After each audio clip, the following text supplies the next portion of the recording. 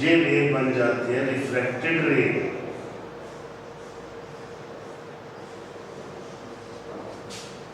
ये एंगल कहलाता है angle of reflection, angle of refraction. अब आप देखिए कि रे ऑफ लाइट आ रही थी, वो जब इसमें एंटर हुई है तो अपना असल रास्ता छोड़ दिया उसने, जिस रास्ते को उसने जाना था वो छोड़ दिया, वो नॉर्मल की तरफ बेंड हो गई, bend towards the normal, it changes its path, ये अपना रास्ता बदल लेती है, और यही रिफ्लेक्शन का फिनोमेना है। ये हमने लाइट के लिहाज से देखा, अब हम इसको वेव्स के लिहाज से स्टडी करते हैं। ये बताने का मकसद ये था कि जिससे लाइट में एंगल चेंज हो जाता है वो अपना रास्ता बदल लेती है, यहाँ भी उसी तरह होगा।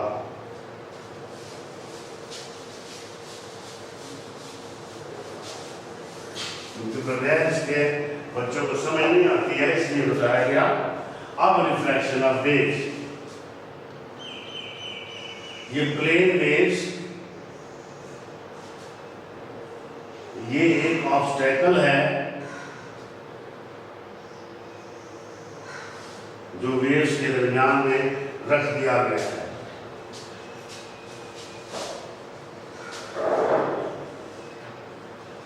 और ये ऑब्स्टेकल रिफ्लेक्शन वाले फिनोमेना से थोड़ा सा कम है। वो वाटर लेवल से ऊंचा था, ये वाटर लेवल से कम है। जब वेव्स आएंगी, ये प्लेन वेव्स हैं,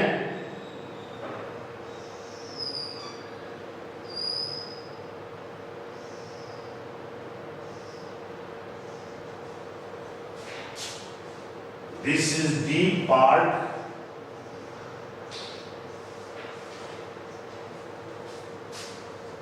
this is shallow part।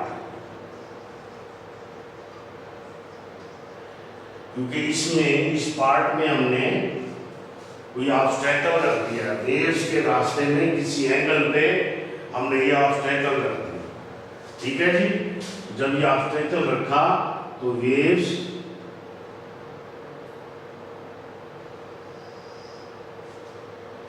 अपना रास्ता बदल लेंगी।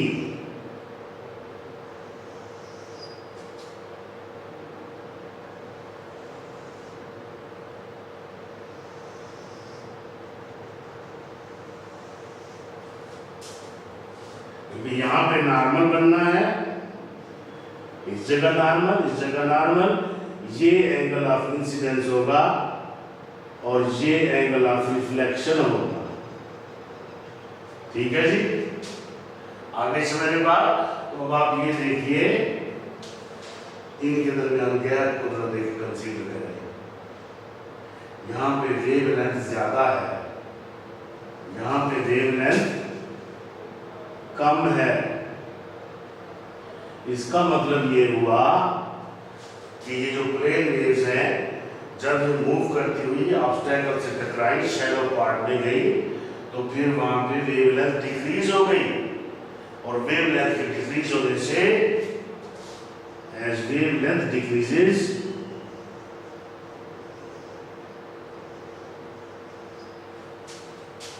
स्पीड आल्सो डिक्रीजेस, ठीक है जी। From deep to shallow, deep से शैलो पार्ट में जब जाएंगे तो फिर वेवलेंथ डिक्रीज हो जाएगी और स्पीड भी डिक्रीज हो जाएगी। ये इसी तरह है कि ये हमारा लिक्विड टैंक है, इसकी बॉटम सरफेस जो ग्लास की जो पानी मौजूद है, वेव्स पैदा हो रही हैं, हमने ये ऑब्स्टेकल इसके किसी एंगल पे रख दिया या इस एंगल पे रख दिया। जब इस एंगल पे हमने रखा, ये ऑब्स्टेकल जो है ये पानी के अंदर डूब गया, ये पार्ट डीप हो गया, यहाँ पानी गहरा है, डीप हो गया, इसके ऊपर पानी कम होगा, ये शैलो पार्ट होगा। वेव जब आएंगी इससे टकराएंगी, टकरा के इस पानी का लेवल इसके ऊपर आएगा, वेव इधर मूव करेंगी तो उनकी वेवलेंथ भी डिक्रीज हो जाएगी और उनकी स्पीड भी डिक्रीज हो जाएगा।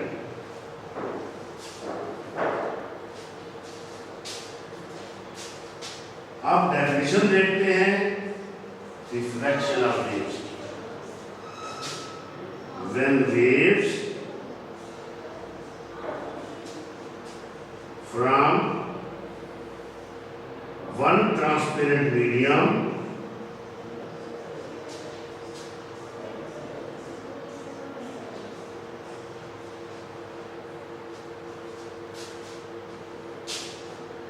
enter into the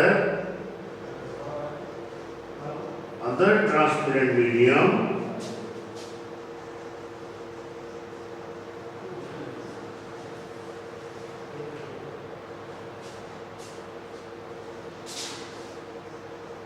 they changes their path। ये अपना रास्ता बदल देती है, अपना पाथ बदल देती हैं। ठीक है बेटे। अब इसके बाद हमारी तीसरी जो कैरेक्टरिस्टिक है डाइफ्रैक्शन ऑफ वेव्स, इसको डिस्कस करते हैं।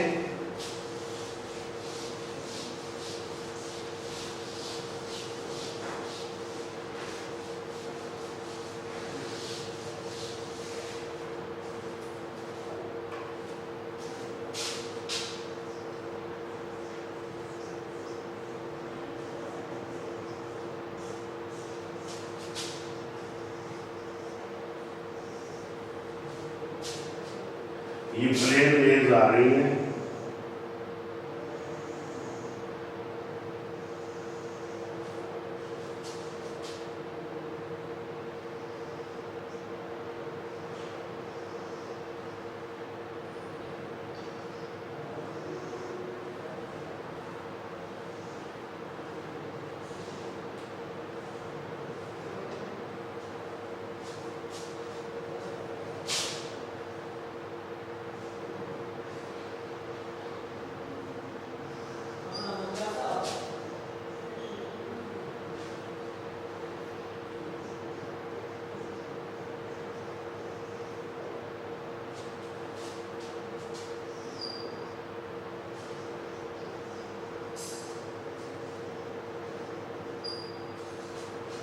प्लेन वेव्स के रास्ते में हमने दो ऑब्स्टेकल रख दिए, दो रुकावटें रख दी, दो बैरियर रख दिए, और वो बैरियर कुछ इस तरह रखे कि उनके दरमियान जो गैप है, इस गैप को स्लिट कहा जाता है। स्लिट, ये जो गैप है, जितना ये गैप है, ये इस वेव लेंथ के इक्वल होना चाहिए।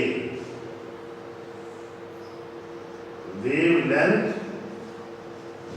ऑफ वेव, ये जो प्लेन वेव्स पैदा हो रही हैं, इनकी जितनी वेव लेंथ होगी, ये गैप आप उतना रखेंगे दोनों ऑब्स्टेकल्स के दरमियान, ये गैप उतना होना चाहिए। ठीक है, समझ में आ गई बात। अब जब इस गैप में से ये प्लेन वेव्स आके टकरा के गुजरेगी, तो फिर ये सेमी सर्कुलर हो जाएंगे, सेमी सर्कुलर पैटर्न में ये वेव्स बन जाएंगे।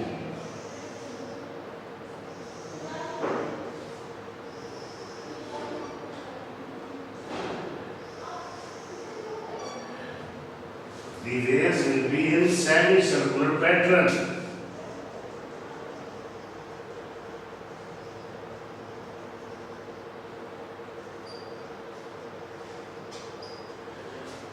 ये नहीं, डाइफ्रैक्शन का फिनोमेनन क्या है कि जब प्लेन वेव्स के रास्ते में दो ऑब्स्टेकल रख दिए जाएं और वो दोनों ऑब्स्टेकल इसलिए रखे जाएं कि उनके दरमियान जो गैप मौजूद है, जिसे स्लिट कहा जाता है, वो gap wave length of wave के इक्वल, तब हमें सेमी सर्कुलर पैटर्न में वेव्स मिलेंगी।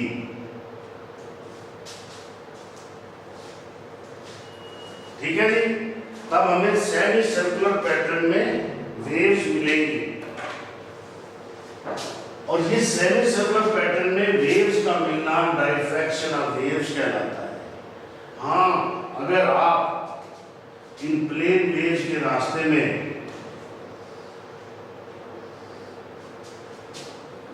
ये जो ऑब्स्टेकल हैं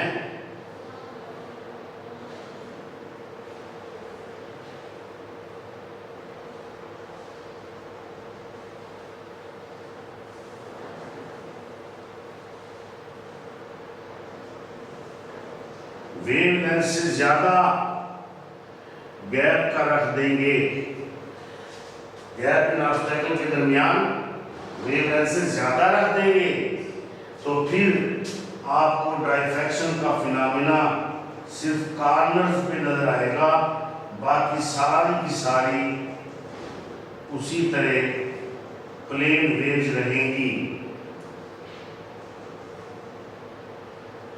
आपको कॉर्नर पे मामूली सी बेंडिंग नजर आएगी, बाकी सारी प्लेन की प्लेन रहेगी, सर्कुलर नहीं होंगी। इसका मतलब ये हुआ कि circular pattern he diffraction of waves show करता है। अगर सर्कुलर पैटर्न नहीं मिलता तो डाइफ्रैक्शन ऑफ वेव का फिनोमेना नहीं होता। It means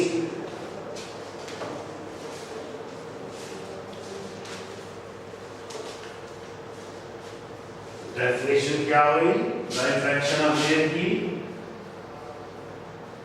The spreading or bending of wave, the spreading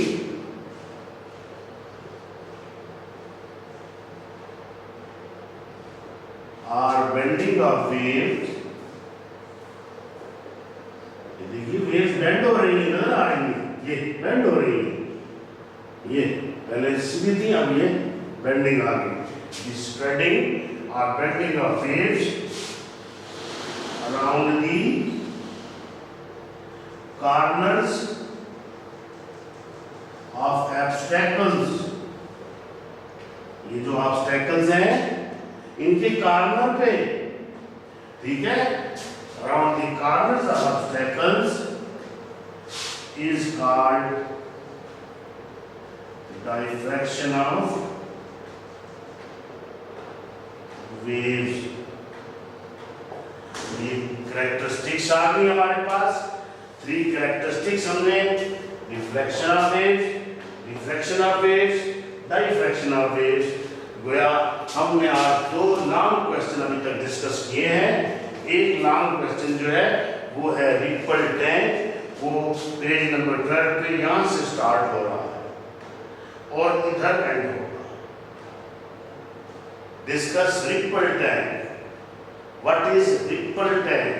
यहाँ पे दूसरा लॉन्ग क्वेश्चन जो आएगा हमारा वो यहाँ से स्टार्ट होगा। Write down the characteristics of wave through ripple tank, write down the characteristics of waves through ripple tank. इसमें ये पहला पैराग्राफ रिफ्लेक्शन ऑफ वेव के लिए है।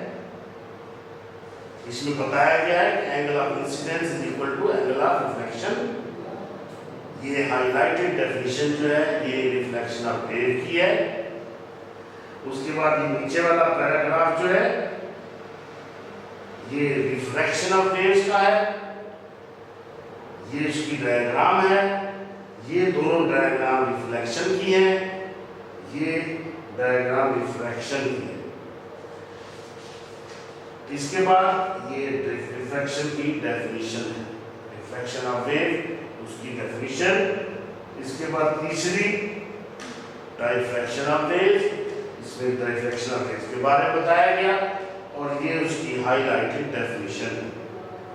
इसमें जो ऑब्जेक्टिव बन रहे हैं वो आप अंडरलाइन कर लें। रिपल टैंक में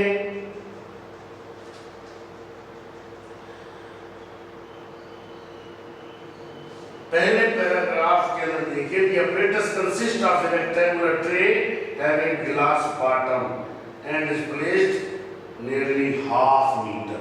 हाफ मीटर को अंडरलाइन करें, half meter from the surface of table. ये एमसीक्यू है, हाफ मीटर के डिस्टेंस पर रखना है। नंबर 2 दूसरा जो है आपके पास एमसीक्यू जो है वो पेज नंबर 13 पे पहले पैराग्राफ में रिफ्लेक्शन ऑफ रेज में angle of incidence must be equal to angle of reflection. Third MCQ जो है रिफ्लेक्शन ऑफ वेव की जो डेफिनेशन है उसके नीचे वाले पैराग्राफ में पहली लाइन में आगे स्पीड ऑफ वेव को अंडरलाइन करें, डेप्थ ऑफ वेव को अंडरलाइन करें, depth of water, speed of wave, depth of water. यानी एमसीक्यू किसमें बनेगा? The dash in water depends on the depth of water. Dash की जगह पे स्पीड ऑफ वेव ये ऑप्शन में आ जाएगा। दूसरा एमसीक्यू कैसे बनेगा? The speed of wave in water depends on the dash of water. ये डेप्थ जो है ये ऑप्शन में आ जाएगा। इसके बाद इसी पैराग्राफ में देखिए एज वेवलेंथ डिक्रीजेस, मैंने भी लिखा था रिफ्लेक्शन के टॉपिक में, एज वेवलेंथ डिक्रीजेस 5वीं लाइन में लिखा है वेवलेंथ डिक्रीजेस को अंडरलाइन करें और फिर इसके आगे खुद लिख लें स्पीड डिक्रीजेस कि वेवलेंथ के डिक्रीज होने से स्पीड डिक्रीज हो जाती है। फिर during refraction of wave frequency remains same. ये एमसीक्यू है 5वीं लाइन में है, frequency of water waves remains same, remains same को अंडरलाइन करें, फ्रीक्वेंसी को अंडरलाइन करें। इसके बाद क्विक क्विज है पेज 13 पे, क्विक क्विज। उसका क्वेश्चन है what do the dark and bright fringes on the screen of ripple tag represent? Dark और ब्राइट फ्रिंजेस रिपल टैग की स्क्रीन पे क्या रिप्रेजेंट करती है? तो चूंकि पहले डार्क फ्रिंज का नाम है, डार्क का नाम पहले है, तो पहले डार्क के बारे में बताएंगे। डार्क फ्रिंज रिप्रेजेंट्स ट्रफ, लिख लें dark fringe represents trough, bright fringe represents crust, bright fringe represents crust। Okay, इसके बाद पेज 14 पे एंड पे एक्टिविटी है। इस एक्टिविटी में 3 क्वेश्चंस दिए गए हैं। पहला क्वेश्चन है what happens to the direction of wave when water waves pass from deep to shallow part of the water? वो कहता है कि जब water waves deep से shallow part में enter होती हैं, what happens to the direction of waves? Their direction changes। लिख लें इसका answer, their direction changes। Second question, are the magnitudes of the angle of incidence and angle of refraction equal? क्या angle of refraction और angle of incidence दोनों बराबर होंगे? No। Refraction के phenomena में डीप से शैलो पार्ट में जब वेव एंटर होती हैं, एंगल ऑफ इंसिडेंस और एंगल ऑफ रिफ्रैक्शन दोनों इक्वल नहीं होते। रिफ्लेक्शन में होते हैं, रिफ्रैक्शन में नहीं होते। Third, which will be greater? तीसरा क्वेश्चन है which will be greater, इसमें कौन सा ग्रेटर होगा? Angle of incidence will be greater from deep to shallow. Angle of incidence will be greater from deep to shallow. Okay, हमारा आज का lecture यहाँ तक क्लोज हो गया। नेक्स्ट लेक्चर में फिर इंशाअल्लाह